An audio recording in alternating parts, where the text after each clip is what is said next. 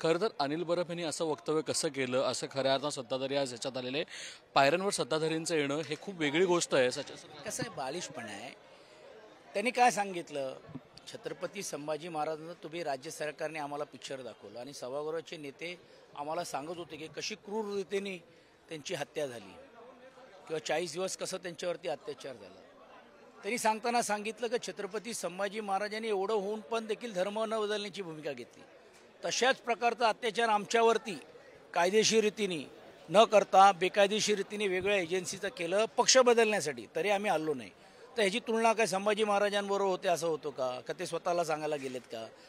ही वस्तुस्थिती त्यांनी ज्यावेळी मांडताना त्यांना जर काय आक्षेपार्ह असता त्यावेळी त्यांनी रोकायला पाहिजे होतं ना. झोपले होते का? सभापती त्यांचा आहे, उपसभापती त्यांचा आहेत, विरोधी पक्षाचे आमदार आणि ते समोर सत्ताधारी होते, का नाही थांबवलं? पूर्ण प्रस्ताव 7.5 तास चालला, 7.5 तास चर्चा झाली आणि नंतर रात्री घरी गेल्यानंतर हे करतायत का? कारण ह्यांना हे विषांतर करायचं आहे. कोरटकरांवर कारवाई, सोलापूरकरवरती कारवाई करा आम्ही मागतोय, त्याच्याबद्दल काहीच बोलत नाही. 2 मंत्र्यांवरती आरोप झालेले आहेत, त्याच्याबद्दल खुलासा करा किंवा त्यांचा राजीनामा घ्या, त्याबद्दल काही नाही. आणि दुर्दैवची गोष्ट अशी आहे की परवाच्या दिवशी राज्याचे मुख्यमंत्री बोले कोरटकर कोण आहे? चिल्लर आहे. आता चिल्लरांचे फोटो कुठे पाहायला मिळत आहेत तुम्हाला? चिल्लरांचे फोटो देशाच्या गृहमंत्र्यांबरोबर, चिल्लरांचे फोटो देशाच्या वरिष्ठ असलेल्या वेगवेगळ्या पक्षाच्या मंत्र्यांबरोबर आणि पक्षाच्या नेत्यांबरोबर पाहायला मिळत आहेत. राज्याच्या मुख्यमंत्र्यांबरोबर आणि माजी मुख्यमंत्र्यांबरोबर पाहायला मिळत आहेत. मग असे चिल्लर लोक देशाला मिळाले तर बापरे बाप, देश कुठे जाईल?